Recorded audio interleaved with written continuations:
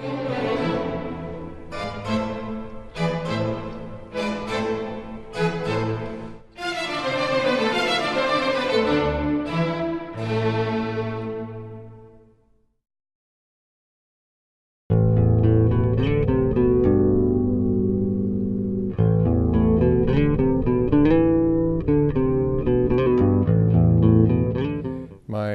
father's father came to Salem in 1889. He had gone to law school in Canada, in Toronto, and came with his new bride and settled in Salem. He and my grandmother on my father's side had 5 children, 3 boys and 2 girls, and they all were lawyers, as it turned out. Always troubled my mother because 1889 is somewhat pioneer state, but my mother's family that came from Pennsylvania, I think, and Missouri, settled in the around LeGrand in Union, and they came in her forefathers and mothers came in early 1850s. So she is the real pioneer of the family, and it always rankled her a little bit when my father claimed well, he never did, but others. So my father was born here in town. My mother was born in Union, and I was born here in 1934, and my wife was born a year later here in town. And so I grew up and I went to Bush School, the old one they just tore down, and then Leslie Junior High School, which is on Howard Street, and then Salem High. And it was so long ago, it was the only high school in Salem at the time. It's now North Salem, but it was an old school.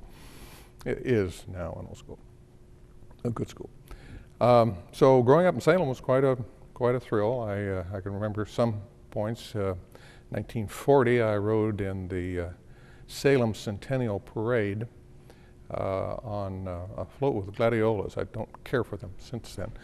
And I was 6 years old, and I rode on the Wilkie McNary float because, as you know, Charles McNary, who had been a U.S. Senator, in fact was on this court for a period of time and then was defeated when he ran for the first time in 1914 by a circuit judge by the name of Benson from Klamath Falls after about 3 statewide recounts, and I think the margin was like 3 votes. And then he ran in 1916 for the U.S. Senate and served until he died in office in 1942. But in 1940, he was chosen as the vice presidential candidate to go along with Wendell Willkie. And of course, they got trounced by Franklin Delano Roosevelt.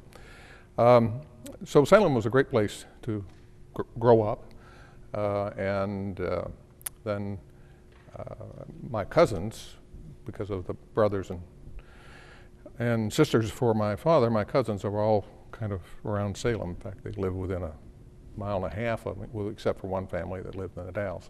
So I had a great childhood, and I was an only child, which usually is easily discerned, and I had a wonderful mother and father, and my early days in Salem were very pleasant. My father made me promise I wouldn't be a lawyer.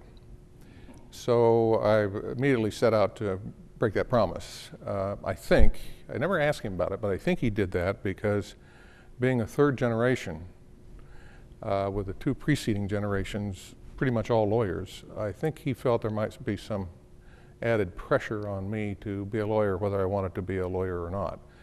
And I can assure you, if you don't like lawyering, don't go into that career field. And so I did consider, when I went away to college at Stanford, I considered some other careers. I worked in the insurance industry for a while in school, very little time.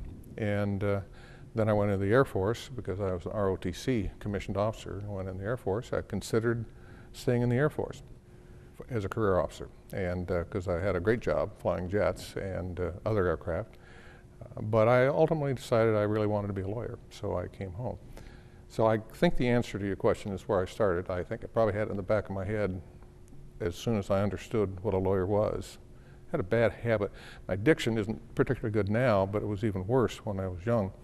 And some of the family would be upset because when I said lawyer, it came out kind of like liar. And I got ribbed for that. I did try to make my diction a little more clear.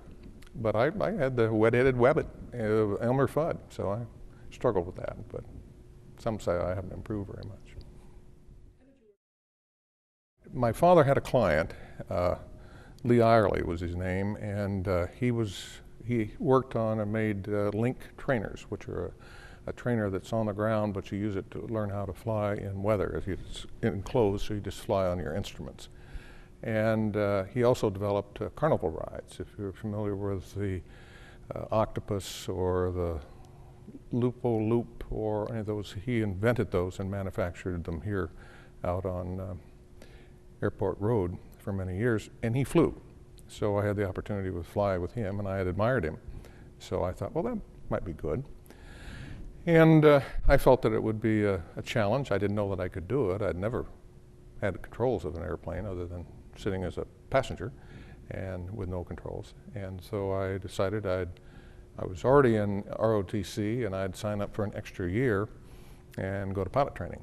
And I was accepted and went to first to San Antonio and then on to, which was a mediocre tour, but that's where everybody goes when you go in the Air Force. And then I went to Tucson to live, but we actually flew out of an airport called Marana, which is 26 miles north of Tucson. Wonderful time. And then from there, I was assigned to Laredo, Texas, which is an experience, other than the flying, I would not want to repeat. And from there, because I didn't sign for 5 years, which was then a requirement, they allowed me to graduate and get my wings, but they sent me off to ground control intercept school in Tyndall, Florida. I'd asked for the West Coast. The Air Force misunderstood me. They thought I meant the West Coast of Korea. So when I graduated, they sent me to Kimpo, K-14. And that was after the war. I'll make my disclaimer. I went there in 1958. Thoroughly enjoyed flying and did consider, because at that time, the military pay wasn't particularly good, but the airlines were hiring anybody who wanted to leave the Air Force and become an airline pilot. And I thought about that, but I thought, no, I'd try law school, see if I could get through it, and I did. I ran for about everything in school I could run for, I won some, and I lost some. And my grandfather had been a state senator, and 2 uncles had been a state senator. And I'd campaigned for some of the candidates. I think my first one was Doug McKay when he ran, and I went, they didn't call it door to door then, but they had little name cards, and I went around the neighborhood and stuffed them in screen doors as part of the campaign program. So I had a pretty good idea that I wanted to be in politics. I had no idea whether it would be the legislature or city council or school district, school board, but I'd pretty well decided that at some point I would run for public office. And I did, and Bob Packwood, I wasn't quite ready. I got out of law school and passed the bar in 1962 and served on a number of community committees. I remember the Salem Planning Commission I served on, and after my first session, I think some people would ask me, what was the most difficult issue you had during that time? And I said, sidewalks in Candelaria. And they'd say, well, there wasn't any bill on that. And I said, no, that was my other job. I was on the Planning Commission, and we voted to put sidewalks on Candelaria. As you probably know, Salem doesn't, there are very few sidewalks in Candelaria to this day. But I got a lot of calls. I got more calls on that, I think, I did on sales tax. But all politics is local, and I found that out in spades. But Bob Packwood talked to me, and I said, well, not now, I'll run some other time. And he said, no, there is no good time to run. And I talked to some friends, Dave Roten, who's been a lifelong friend, and Norma Paulus, who later served in the legislature. And they agreed to help get me elected.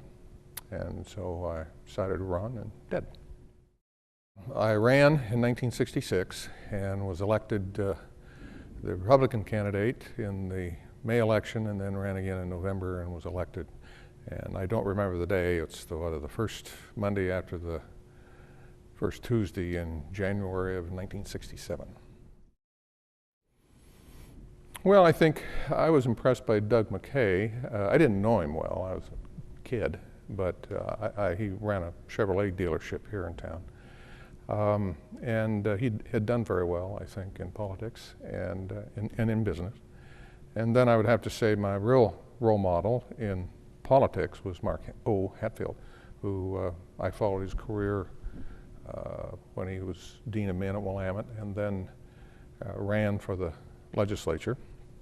And in a series of elections went from, you know the story, it went from state representative to state senator to secretary of state to governor and then to U.S. senator.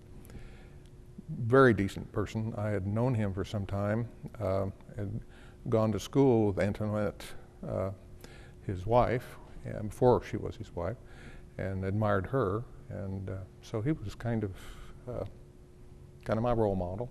And he and I are not the same, but I admired him, and I do to this day, as a matter of fact. Property taxes, and I think the income tax we got, if I recall correctly, and I may be wrong, of 1929 was called the Real Property Tax Relief Act, and the legislature struggled with property tax relief ever so long, and that it's now changed, but tax relief is still taxes. Probably always have been an issue in Oregon, maybe everywhere, and I'm assuming that will continue to be a major issue. Education was a significant issue. We had a creature called basic school support before the initiatives changed how we fund schools.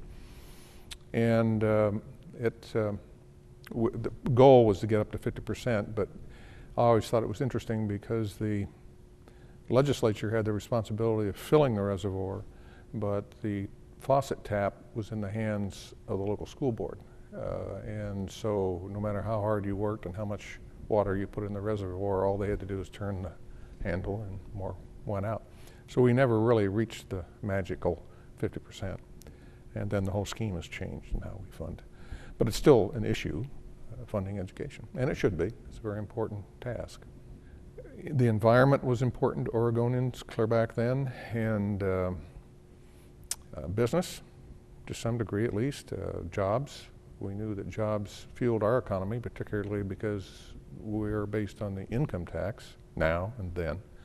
So income tax requires income, and that's why we get hit so hard when we have high unemployment, because no job, no income, no income, no income tax, no income tax, no general fund.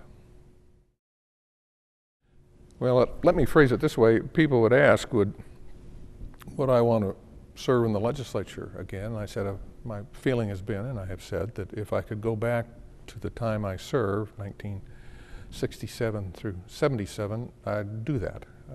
I have a competing job right now, but were I to go back, but that was kind of a golden time, I think. Society has changed, not just in Salem or in Oregon, but the whole country has changed. We're more cynical, I believe, than as a nation. Less trusting or more distrustful of government than we were 3 decades ago.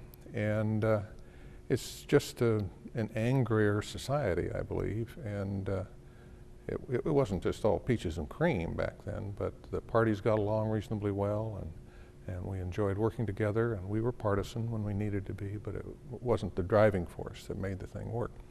So I think the legislature truly reflects the population. And I think our population generally is less comfortable with each other than they used to be. My hope would be is that we do a better job, and this I speak particularly with the judicial branch because we are the silent branch. If we do a better job of informing Oregonians what it is we do and what our Constitution requires us to do. For instance, people will frequently write or say they overturned a law because of a mere technicality. Frequently that mere technicality is the Constitution. And to say that, call that a technicality, I think is a misunderstanding. And some very bright people have said that. So I think one of the things for all three branches is we need, I don't think they teach civics anymore. We just need a better understanding of the population, what government is supposed to do and how it operates and their role in it. That may be a Pollyannish on my part, but I think it could turn around, but that's not the direction we're going. The kinds of things that are being said about our current president, President Bush, you wouldn't hear talk like that 40 years ago. And I think that's unfortunate. It's just, we carp a lot. When we left the 1973 session, it became aware that the Legislative Administration Committee started, I think, in the late 60s, early 70s, and it kind of took over the continuing operation of the support services for the legislature. And it became obvious that there is a function within, to this day, in the legislature called engrossed and enrolling. And it's a group of people that pull together all the amendments and the bills. And it became apparent to those in Legislative Council that we're going to have to double the workforce because the workload of the number of bills and number of amendments was increasing. And so some of us thought the state of Washington was ahead of us in computerizing, if you will, what was therefore done primarily by hand and paste and scissors. And so we wanted to move into an electronic world, and the legislature as a body agreed and provided some money, and so we started to put together what is now called OLIS, Oregon Legislative Information System. And that was a great risk. We didn't hire, we had no backup, we had no safety net. We just had a job of creating a system. From the time the legislature left in '73, came back for a special session on unrelated matters, '74, and approved our change, and by the time we came back in '75, we had OLIS up and running, which then proved to be a model around the country. I don't want to leave any impression that I had anything to do with the design or electronics. I can't even work my VCR, so I wasn't in that. But we did very well, and later we were able to recoup some of the initial investment by selling our system to other states that thought we had done pretty well. So that was a good turn. And it's the same committee also put together what I call the Legislative Assembly Media Project. I thought that was fairly clever to have, its acronym was LAMP. And being in the military, I thrive on acronyms. And so it's now, what, Legislative Assembly Media System, I think. But that was a real adventure because we thought we needed to get information out, and the information that was coming out was all commercial. And I learned things like, and I'd seen it happen, they would take pictures of the floor, and then the over voice would tell the viewer what was going on. Well, they might be talking about, the over voice might be talking about the death penalty, and they would have a shot of 3 senators laughing on the floor. The impression was that during this serious debate about death penalty, it was funny. Well, it was just a matter of the over voice did not match the activity on the floor. And in fact, I even went to school. John Shepard taught at the University of Oregon in communications, a very fine teacher, and they ran a Friday and Saturday school on dealing with communication with television, and it was very interesting. Well, it's where the presiding officer wanted to put me, because as you're aware that, or most are aware that, first of all, the majority party gets to make the selection, and usually it's the presiding speaker or president. And I think when I was in the Senate, they thought it best to keep me busy, because I was not in the majority party. And so I got quite a few. I think I had 7 committees the last year I served. Some of them I got because I wanted to get them, and I had agriculture my first year because Marion County, the county I represented in part, was heavy into agriculture. And I thought, well, that'd be a good place for me to be, to represent my constituents. I was on the Fish and Game Committee because the then Speaker, Monty Montgomery, had a good friend that was Wally Martin, I think his name was, from Grants Pass, who was a great hunter and fisherman, so a fisher. And so he thought, well, it'll be a good place, confusing the name, so I got on that committee because I was misidentified. And so I don't know all the motivating, but I enjoyed being on committees. I tried not to restrict myself on any particular area, but judiciary and education. I don't think I ever served on the tax committee, but they were generally areas with which I had some familiarity. And it's easier when you don't have to start from scratch. I don't really know. I've not, whether it's now on the bench or in the legislature, I don't have notches on my revolver handle.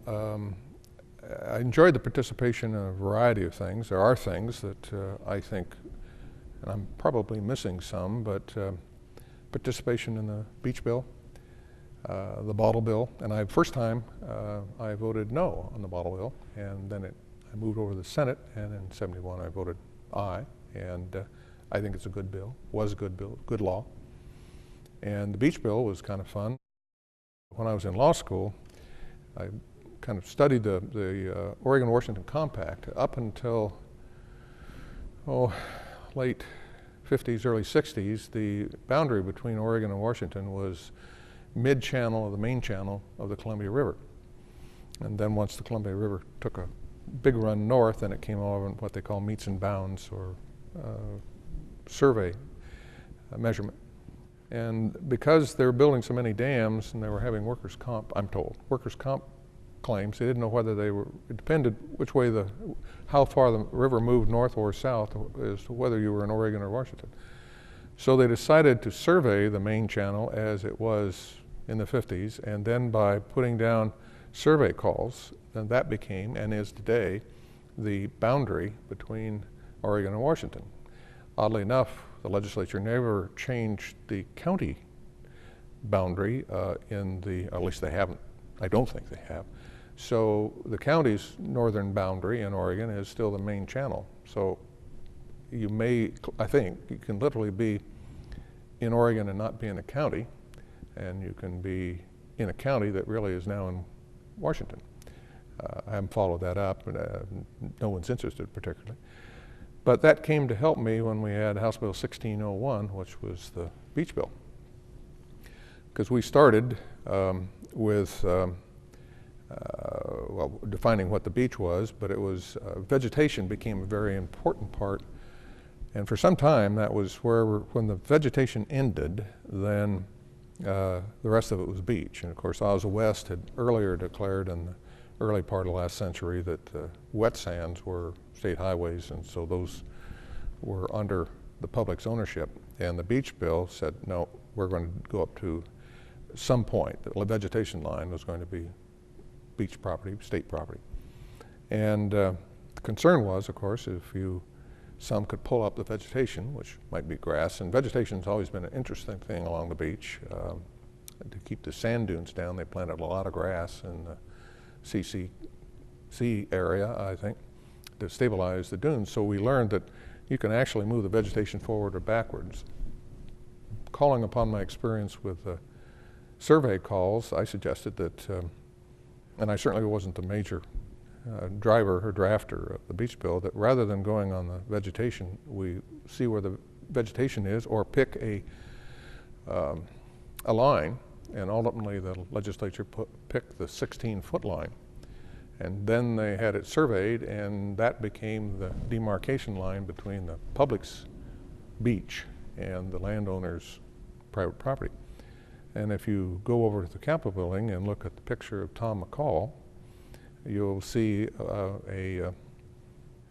I believe, they're depicting this, not imaginary, but this engineered survey line, which was the demarcation because he was a leader on the beach bill. It's the tall pole with red and white colorings on it. And that's what I did when I worked for the highway department. They refer to it in the engineering field as the idiot stick, because usually the lowest person on the totem pole stands there like this it's all done electronically now, but that was a lot of fun. We could be creative. And then I was chosen to, not initially, but I wound up being on the Criminal Law Commission that rewrote the criminal code.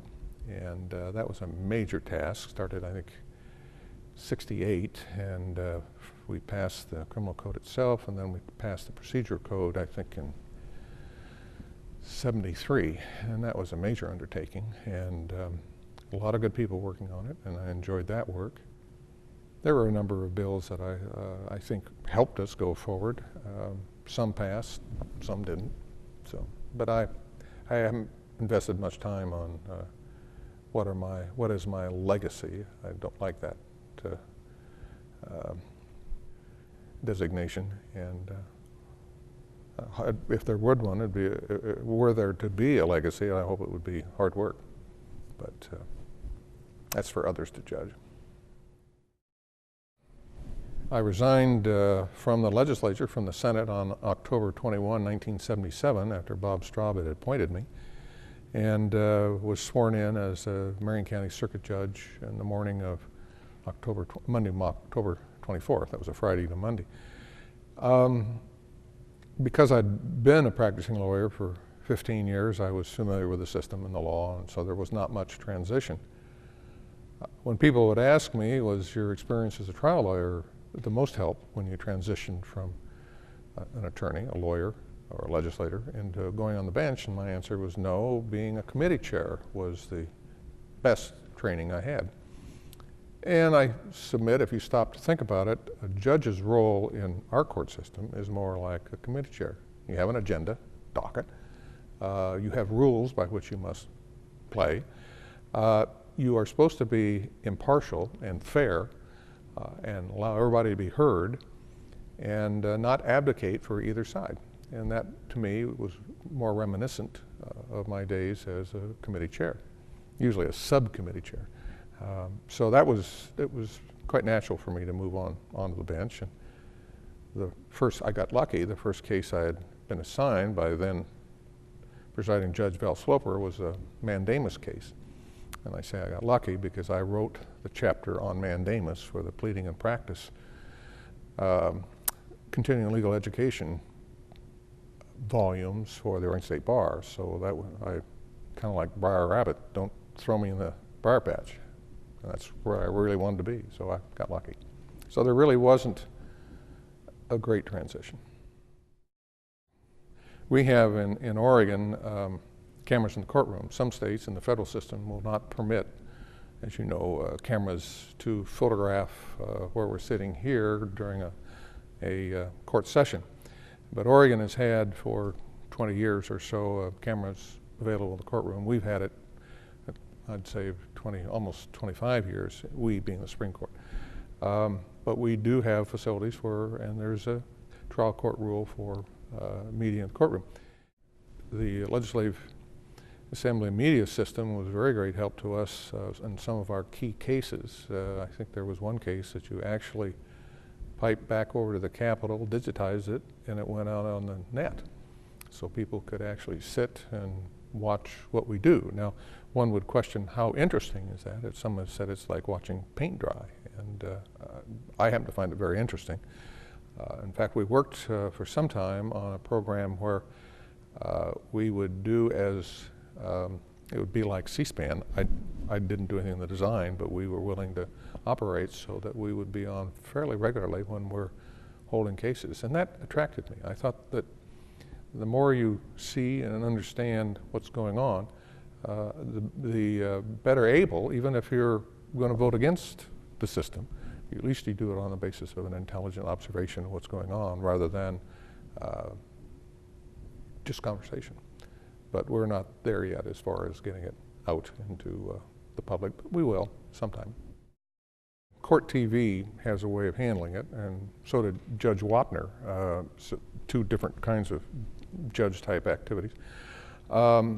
Usually you would need somebody to introduce, for instance, when we go out into the communities, as both Supreme Court and the Court of Appeals will do, we send runners ahead to frontmen or women to inform the school, whatever class it is, what the cases are, what the case is about. We send the briefs so they can read them, and then we have oral argument. Now that's the way to do it, because you do come in on the third reel, and unless you know how the system works and have seen, and you can't watch movies and get any idea on it, or television for that matter, then that's the package that would be good, is to have somebody say, from whatever system we hitch up with, say the three cases going to be argued in the Supreme Court today, are and give a little history to it.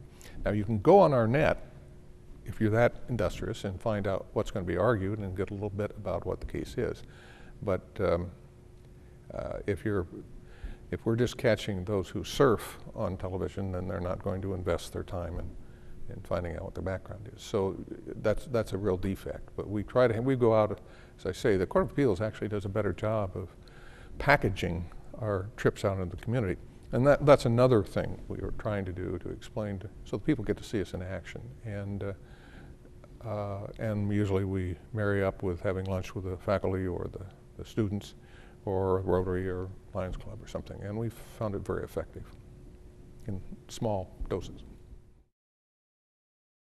I was asked that question when we were holding arguments at Western Oregon University a year ago.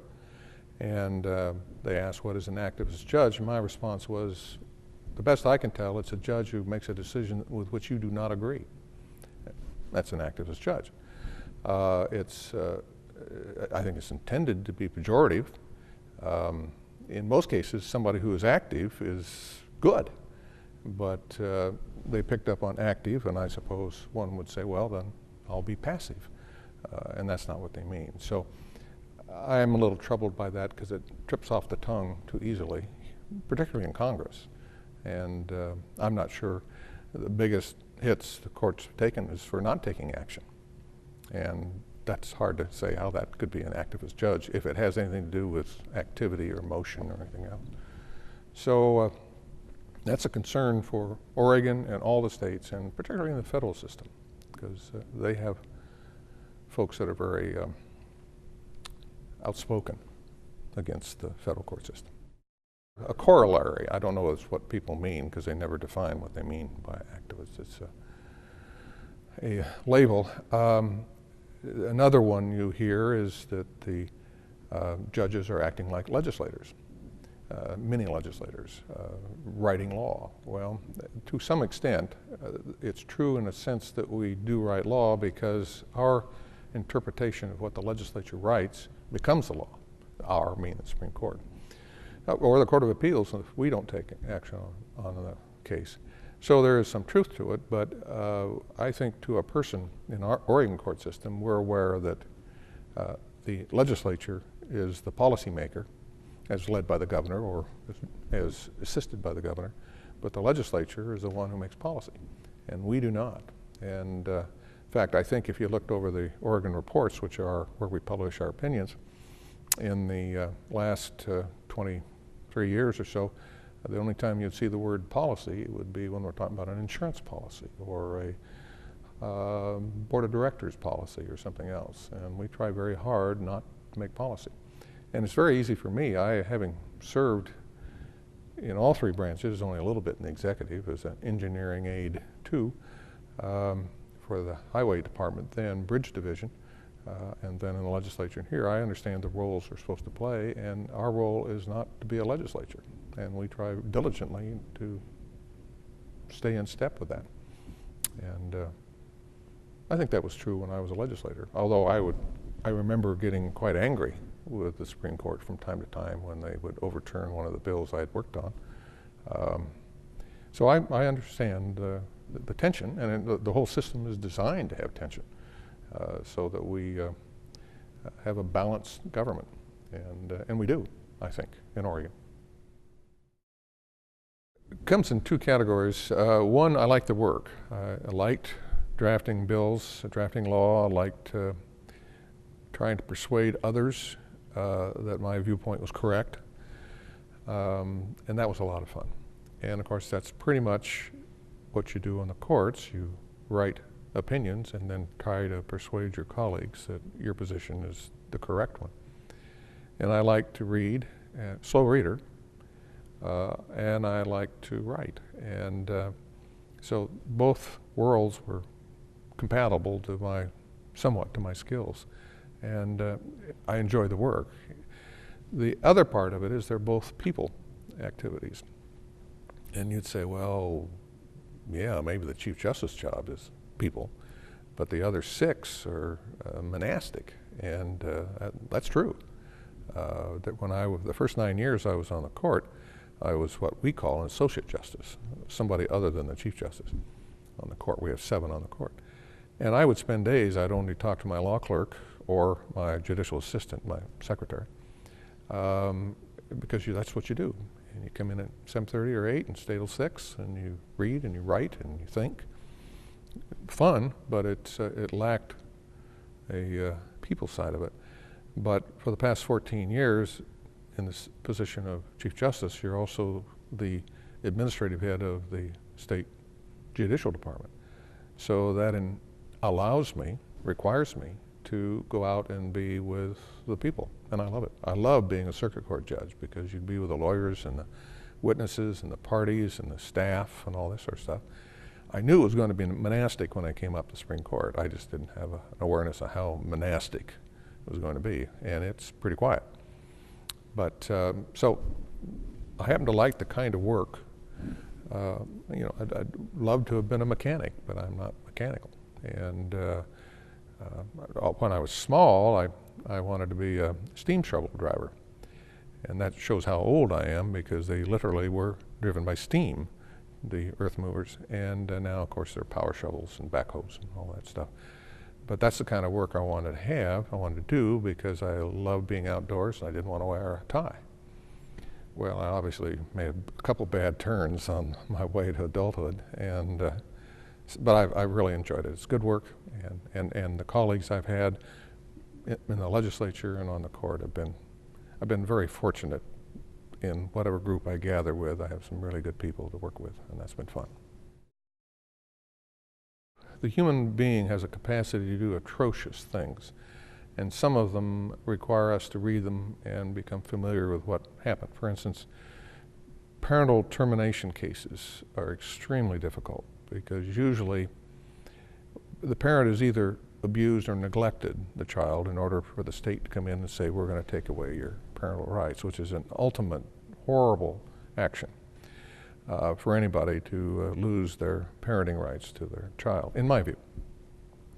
But after reading some of the transcripts in the trial, or sitting in the trial and having the testimony of how cruel and how satanic we have a capacity in our human beings to react, those are very painful, and they haunt me. But that's part of the job. It's a little less here because I wasn't getting live testimony. We'd get it in transcripts, and if you get tired of it, you just set it down and do something else for a while. So yeah, there were parts I didn't like, but for the most part, they pass. We go on, and I did a lot of, when I was in the trial court, did a lot of mental hearings. ORS chapter 426 is for mental illness and 427 for mental retardation. And because in those days we had the state hospital here and we had Fairview, the certification or the hearings to determine that somebody's mentally ill and will be institutionalized fell on the circuit court judges. And some of those were very sad as well. So yeah, it's the cases that sometimes were really troubling. But for the most part, it's been good. I had hoped at one time that maybe position myself and be governor, but the reality, I was practicing with my father and uncle, and my uncle had been a state senator, and that was going fine. And in '74, my father died, and my uncle retired the next year, and so I was, there was nobody to cover, as there had been before, and it became obvious to me that I would not be able to continue in the part-time in the legislature. I'd need to find some permanent work. We had 3 children, and I felt it necessary to go on, so that kind of interrupted any hope of going into some other, going to Secretary of State, or then going up as my friend Mark Hatfield did. And I'm not sure it could be done today. It's been tried, but nobody's been very successful. Nobody has matched his ascendance. That was perhaps a wish I had that never matured, but I'm not sure today it's all that neat a job. My friend Ted Kulongowski's in there, and I think doing a good job, but it's tough. It's an angry crowd out there. First of all, before I got in the legislature, most of my time was spent going to law school, going to school and Air Force, and so I hadn't really followed closely exactly how the legislature operated. And in an ideal world, one of the remarks I would make would be, in an ideal world, if you're right, everybody's going to know it, and your bill will pass. And then I found out that about 10% of getting a bill passed is being right. Maybe the dear Lord will know you're right, but unless you can convince 15 other people in the Senate or 30 other people in the House, you might as well be wrong, because your bill isn't going to go anywhere. And that can be disappointing as well. But it's also a challenge, and I've enjoyed that challenge. And the same thing is true to a lesser degree in the court, because although many would not agree, I certainly would, and I think the court would, that we keep politics out of our stuff. And politics is a part of the legislature, necessarily, I think. Well, now I'll put my court administrative hat on. I've been working for years to get us out of the ballot title business. As you know, the legislature has given the courts the referee job of reviewing the ballot titles that appear in the ballot, on your ballot. And so that's been a function, not necessarily because they trust us, but they distrust us less than other organizations.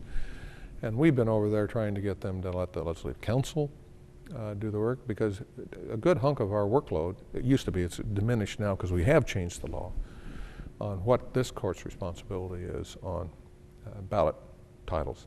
But an inordinate amount of our time was spent on, because it was at the front end, and you'd have 160 petitions turned in the Secretary of State. They all got a ballot title, and not all of them came to us with objections or petitions for review, but a goodly number of them did. And so we were spending, I thought, an inordinate amount of time, and we tried to get a change so somebody else would do that kind of work, and we were unsuccessful.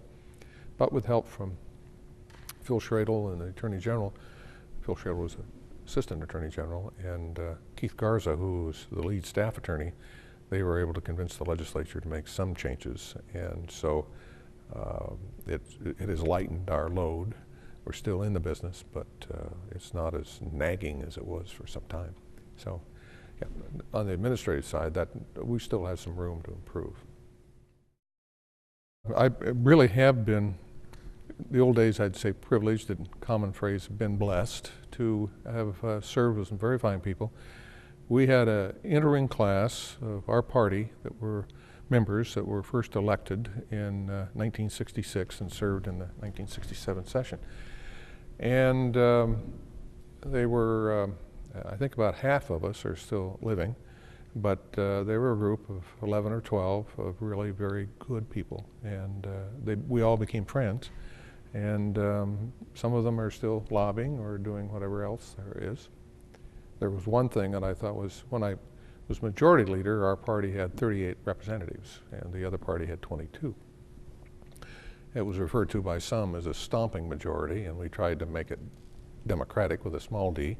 But the wheel turned, and in my last session in 1977, I was at the other end of the majority-minority, same party, but we're out of favor. And so we had 6, and the other side had 24. And that was different. If I had a choice, I would be in the majority. That's more fun, get more things done. But in fact, one time I had remarked that it wasn't too bad having only 6, because Ma Bell had given us a caucus room, and when we shut the door, the fan started and the light went on. And so, tracking a phone booth, somebody in Klamath Falls heard about us, so they sent a photographer up and took a picture of the 6 of us crowded in. Like the idea came because everybody was trying to get how many college kids could get in a Volkswagen.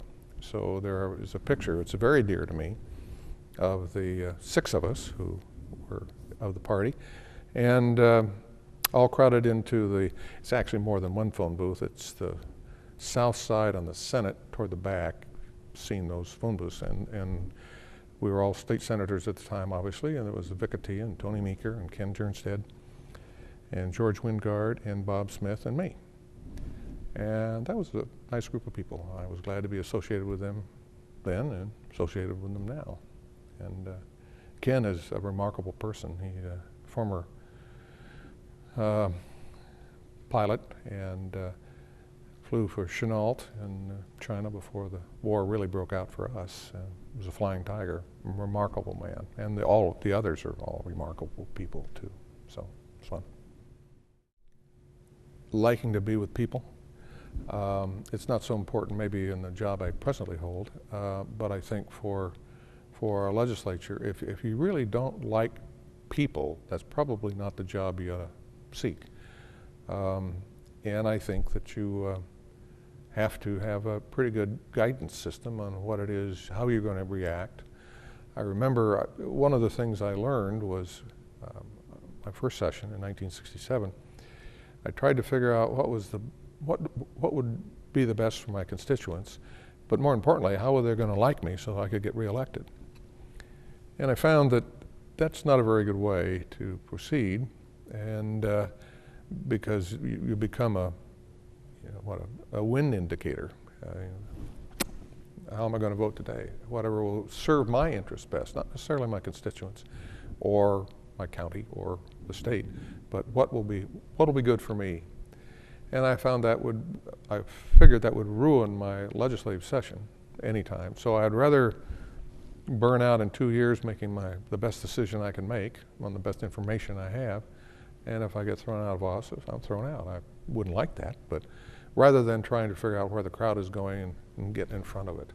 And it's the difference between being the commander of a unit and being the guidon bearer. I don't know whether you know the guidon bearer. It's the one with the little flag. If you didn't know how military units march, you might, because he's out front, out to the side, you might think he is actually leading the parade. He's not. He's looking out to the side and staying in front of the parade.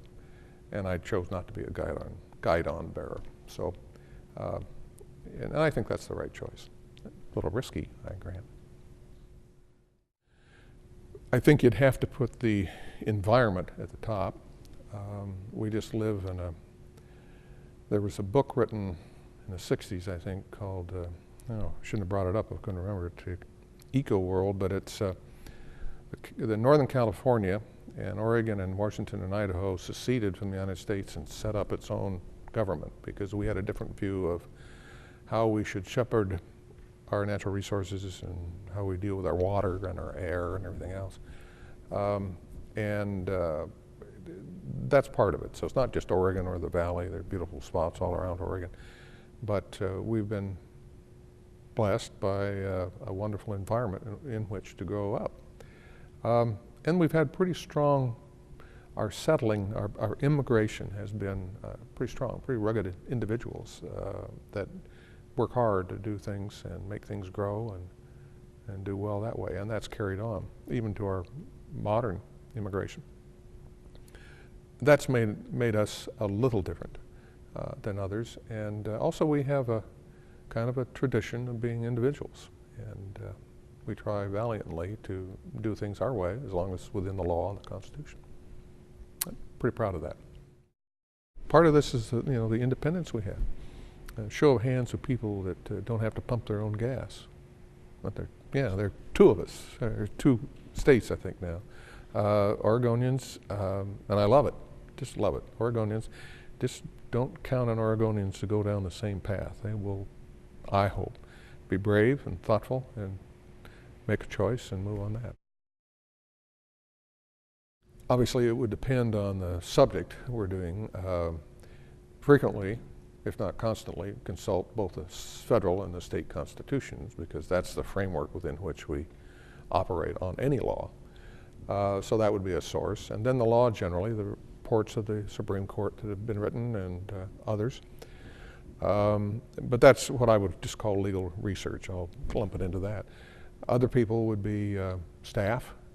We didn't have much staff back in those days. And then lobbyists were then and now, I think, a great source for information. And one of the advantages I've had, having born and grown up in Salem, there are a whole series of words that are neutral words to me. but for most people they are pejorative. Lobbyist is one. Somebody's a lobbyist doesn't tell me anything about the person other than what he does for a living or part-time. But to some, you say, ooh, he's a lobbyist. Oh, wow, that's not good. State worker, public defender, a variety of other things have a cachet, as they say, that is negative. And for me, that's never been true. I've grown up, been one, and so I'm not burdened by that. So we would consult with lobbyists, and some are very good, and some are not. And of course, the interesting part about it, in Oregon, under our Government in the Sunshine programs that came in 1974, any of us could be lobbyists. And if you spend enough time, whether you're paid or not, in our system.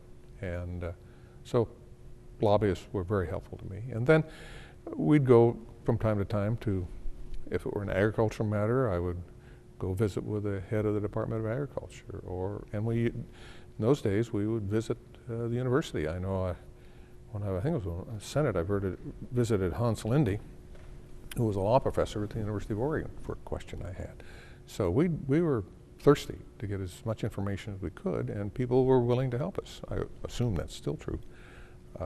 Now you have the net, of course, and you can sit at your desk and do wonderful kinds of researches. And but we had quite a bit, but staffing was one of the problems. We were understaffed, frankly, and I think they're doing a better job of it now. I think it is a harder place to govern, and I think it in part is what I mentioned early on was that the cynicism and the lack of understanding and the distrust. I'm from Salem and I'm here to help you just doesn't ring true. And I don't know that it ever did, but I'm from government and I'm here to help you. I think that's part of it. And as I say, the education component, particularly for the courts, but also for us, there's the old story about the person going door to door taking a survey, came up to the householder and said, what is the greatest problem facing America today? Ignorance or apathy? And the person said, I don't know, and I don't care. And I think that's what's a lot of our country is suffering right now. What they don't know can hurt them, and caring is required. And we've lost that, or losing it, and we need to get that back. So it is harder to govern now, I think, than it was, and that's too bad. Oh, clearly now it has a huge effect. It didn't have much when I was in the legislature. We've had it, since 1906, and but it has had an effect, obviously, because when it was changed so that the people generally can have a legislative function, it changed how we operated. But I would guess it was well into the 80s before it became so popular to go to the people with initiatives. And that has made a great change. And some maybe for the good, and I think some for the bad. But it certainly has altered how we govern ourselves and changed how the legislature can deal with it. And that's, I preferred the older model. Maybe that's because I'm old, but I preferred the older model than the current model. But it has made a change. I think everybody would agree to that. We had the practice, we had the law to do it for decades without much change, but it's been quite active. Well, there used to be an old rule, I think it was a Robert Packwood rule, that if you don't like to ask for money, don't run for public office. And I had a slight twist at that, and that is, if you don't like raising money and you can't find a friend who's good at raising money, you probably ought not to run. And so I think my advice would be is do you want to make the commitment in terms of time? And if you are a married woman or a married man, what kind of support will you get from, because it'll be hard on them, the spouses and the children bear a significant load that the legislator gets the glory and the folks at home have to pay the dues. So make sure that you have the families with it, and then put together a good team to do it. And that would be my advice. Now, whether that would work as well today as it did then, there is more emphasis on money, as we all know. Campaigns are very expensive. I set the record in Marion County in that year I ran, and I spent $4,500 to get elected to the House of Representatives. That wasn't the record by much, but usually that folks would spend a lot less than that. But that was a long time ago. Well, I think the ability to deal with people, to reason with them. I think control your emotions so anger doesn't work its way in to a conversation. People skills. Well, as I think in part explained in the Federalist Papers and some of the other documents at the time, it was created to have a balance of power spread across three entities: the judicial, the legislative, and the executive, and the checks and balances. I think it was designed, I believe, I've read, that it was designed to have this tension, and then after John Marshall completed the loop in Marbury versus Madison, where it was made clear that the U.S. Supreme Court could literally declare unconstitutional actions of the Congress or activities of the executive president, that now we work and we have to work with each other, and I think it works to the benefit of the people. And Oregon adopted in 1857, when they came to Salem to write an Oregon Constitution, they decided to create the same balanced government. And then it was approved by Congress on February 14th of 1859 and became our Constitution. Well, I don't know how unique it is. When I was in the legislature, we would occasionally have national conferences, National Conference of State Legislatures, I think. They're different because the legislature actually does have a persona. For instance, when I was majority leader in the House, in part because we wanted to look at the computer system, I went to the state of Washington. And the position on the sales tax, the Republicans in Oregon were pushing the sales tax, and the Democrats in Oregon, in Washington, as I recall, were pushing the sales tax. And I always found it remarkable that something as fundamental as taxation would change as you went over the Columbia River, and by party. So those dynamics of individuals, and they have a lot of traditions. Oregon has a lot of safeguards that we don't fall into traps in many legislatures, as then, I don't know now. You succeed by spreading asphalt. In other words, if you're chair of the highway committee and you get good roads in your county, then you'll be reelected, or so the story goes. So with a strong executive branch, which we've had for a long time, I think, in part because we've had, I think for the most part, very good governors, the balance, you're not judged by how much asphalt you can lay during your term in the House or Senate. At least I don't believe you are. And that's kind of nice. So we're unique. I think that's not true in other states, as I understand it. And the same thing is true, you can see it in Congress. If you're chair, it used to be, it's not so bad now.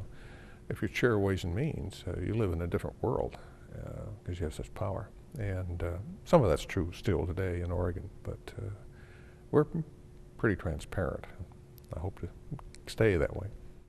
I was very grumpy. I didn't like the way the emergency board is, which is a mini legislature, when I was serving. And it even got to the point that the regular legislature would fund the emergency board without designating, as I recall, without designating just a pot of money, and then that legislature, and then the emergency board, which was not representative one person, one vote in any sense. And it was the inside group. And they would make decisions that really should have been made by the whole legislature. Now, part of it could be written off as jealousy, I suppose, because I was never asked to serve on the emergency board. So I was always on the other side of the fence looking in. But I supported when Dave Fromar and Hans Lindy, a colleague of mine on the court, it wasn't at the time, obviously, but supported the idea that the Senate would become a full-time Senate and the House would be part-time as it is now. That got nowhere. I even considered a unicameral legislature before I was elected that Nebraska has. I thought, well, that'd be pretty good. Then you'd only have one body and it would cut costs. And then I started looking at some of the legislation that was coming out of a unicameral legislature and decided, no, there is a reason why you have an upper house and a lower house. And so I abandoned that idea. Full-time legislature, we may have to go to that, but the whole complexion, when I was first there, everybody assumed that most of the legislators were lawyers, and of course that was not true. Most of the legislators had a agricultural background. I mean, the majority, not most, but a majority. The biggest representation of an occupation was ranchers and farmers. Then after the law, the Constitution was changed so that school teachers who are part of the executive branch could also be in the legislature. Then it shifted, and by the time I got there, a large number of, I think right behind agriculture was education as the career. And the lawyers have always been relatively few, and there are even fewer there now. And a lot of the people, their whole work is the legislature. And that's, I'd hate to see us leave the part-time legislature. Those are still connected into the community because they're earning their living in the community. But time may have come that we're just too much to do and we need to pay them a good amount and go that direction. When I first got there, all the, with the exception of the senior officers, speaker, and our office was on the floor of the House. And you recall, the desks were built for people in the 30s, and they're much smaller people than many of the people now. And it used to be a common practice when you'd pull out the desk, you'd pull it all the way out because they're short, stubby little desk drawers, and then the little breadboard. And so it was at least once every session somebody would pull out, not just the secretaries, it was frequently the legislator, pull it out, and then you'd hear this clatter as everything fell to the carpet. And also, many of us couldn't sit under the desk because it cut you off. Your knees wouldn't fit under, so you'd learn how to sit sideways or not put your feet under the desk. So we didn't have much of a staff, and I recall that in '67 there were 27 typewriters in the room now. I think it's one of the party's caucus rooms off the floor, and they were all manual, and that's how we prepared everything we did. And that changed rapidly because the ability to, going into electric typewriters and then into all the computer things changed how we do our work. And we have a stronger legislative council. We created the legislative revenue staff because we were depending upon the governor's office to give us the figures. And of course that was an executive branch, and we were worried that maybe we couldn't follow it quite as well as we ought to be able to or stay with it, so we created that. So we created a staff, and they became very good at advising us on the material things, not the political things, but the material things. Dick Eyman, who recently passed away and was Speaker of the House, and we didn't have enough committee rooms. I referred back earlier that we literally our offices were on the floor. So we needed hearing rooms because we had a lot of people, not as much as they have now, but we had a number of people who would come and had to stand out in the hall. So I don't know who had the idea, I did or Eyman did, but one of us had the idea that we would build an underground hearing complex under the Waite Fountain, which is still is the fountain, ugly. It was the fountain that looked like a big bathtub that was due west of the Capitol building. And we would have it excavated and build a series. They even had some drawings on it. Well, that got picked apart, dungeon and all this sort of stuff. Interestingly enough, that idea survived, and now we have a parking structure in the front for parking. I don't think I'd care to have a meeting in there. It's pretty dank and dark and whatever. But so Jason Bowe, who was an extraordinary fine, he and I didn't agree a lot, but he was an extraordinarily fine administrator and was president of the Senate. And I think Phil Lang was Speaker of the House. And the legislature moved, and by the time we left in 1975, they'd agreed to build wings to the Capitol building. And so as we were leaving, they were taking out the camper down elms that were back in the parking lot, are now been moved around the campus.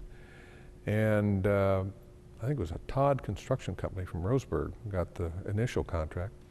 So we left with the old Capitol building in '75, and we came back to the new Capitol building with the new wings in January '77. Amazing. They were designing I think the second, third, fourth floor while they were excavating for the first floor. Not revolutionary, but it was on a fast track. The Legislative Administration Committee then worked with the architects and the interior design people. So I admit to some of the legislators those horrible colors in the wings that they were really good, hot in 1976 and '77. That I still like burnt orange. That lime green was ghastly to begin with, as it is, and that purple is horrible. The interesting part about it, and as I age, getting up out of low sitting chairs is really difficult. Those couches are just horrible. They're too low. But the thing that's interesting, they have lasted now over 30 years. And there are a lot of pieces of furniture you can buy that wouldn't even last half of that. And maybe that's not good because they're still there and still causing people trouble getting out of the chair. But those horrible colors were just,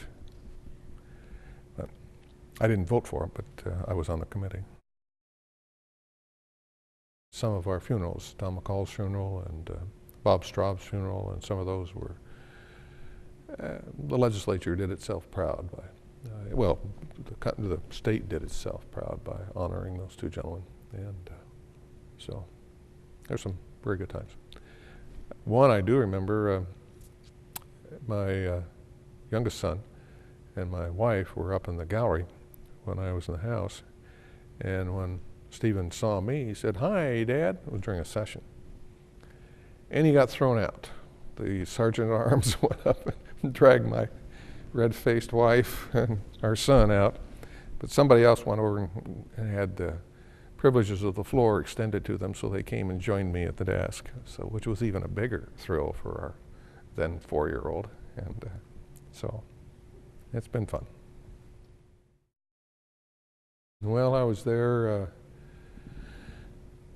Governor Hatfield left just as I got there. I worked with him in other matters. So I worked with Tom McCall and then Bob Straub. Of course, I served with Vic Atiyeh, but I served under Vic as well because he appointed me to the Supreme Court. And then, of course, the other governors, but I didn't serve on them. I was here by that time. So, yes, simple answer to the question is yes. I think the word bickering comes to your mind that, and we used to have squabbles. We're human beings too, even then. But to me, my memory, that only a small percentage of the bills that were enacted or were acted upon became partisan.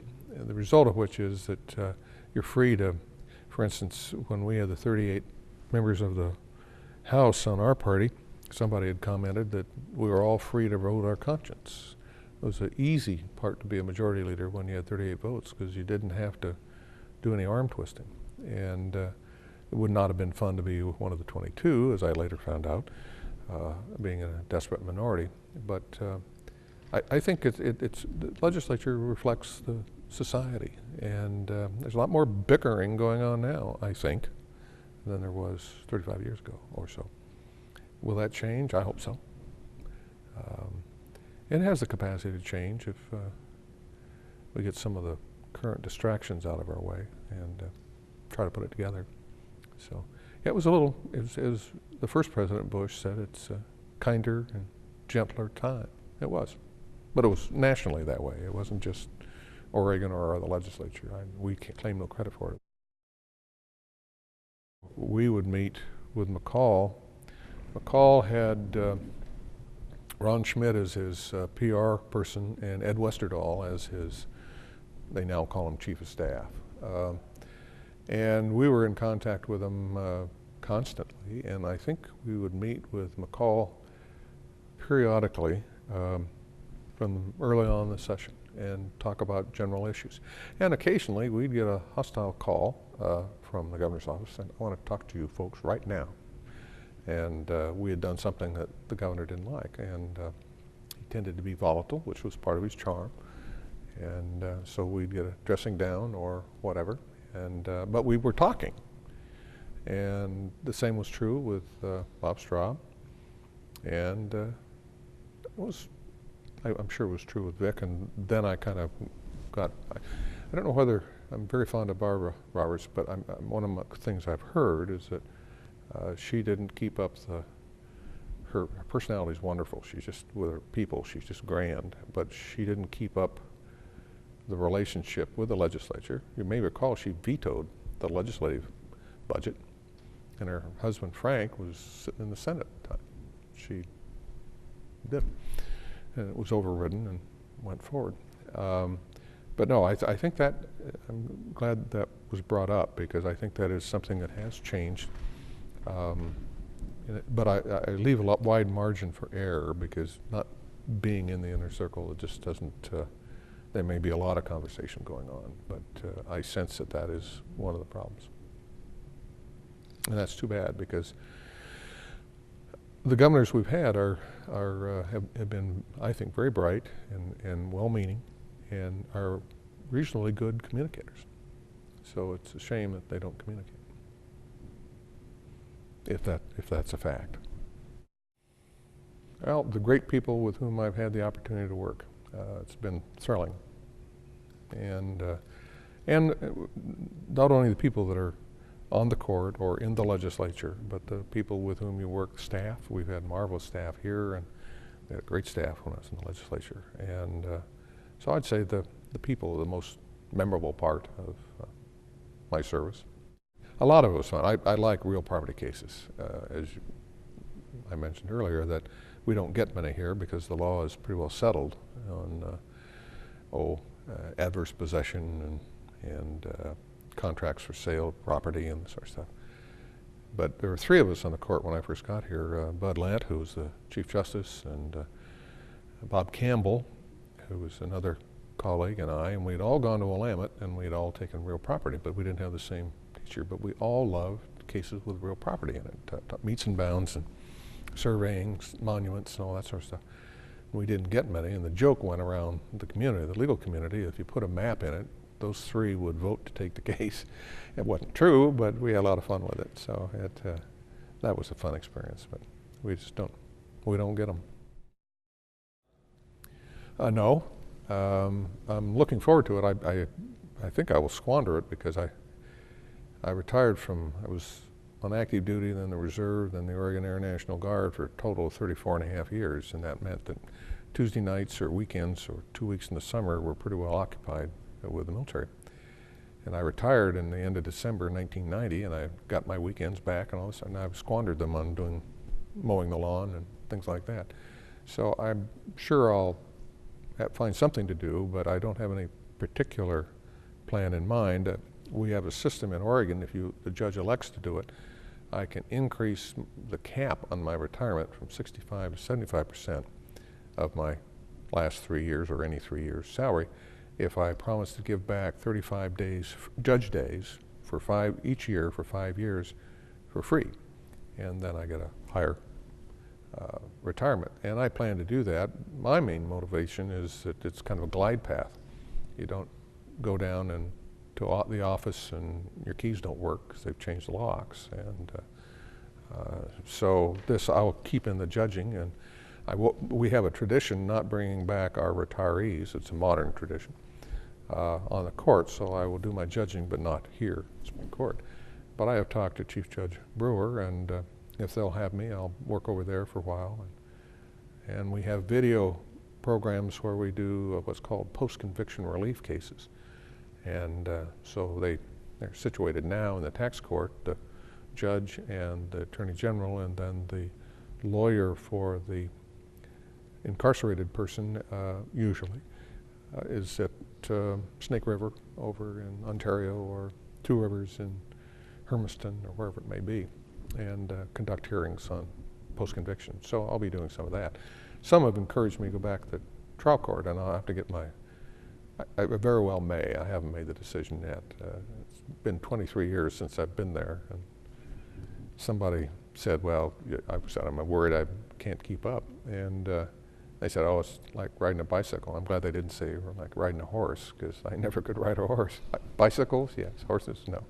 It's only for 5 years, and depending on what the needs are of the court system, you can burn them all in 1 year. It's like 170 days or something like that. And then you are totally free. But I'm kind of looking forward to, because they'll send you around to the state wherever the need is. And my predecessor had a list of, I think it was 17 things he wanted to do when he retired. And that's probably a good idea, but I don't have a list of 17. I've been doing them as I went along, I think.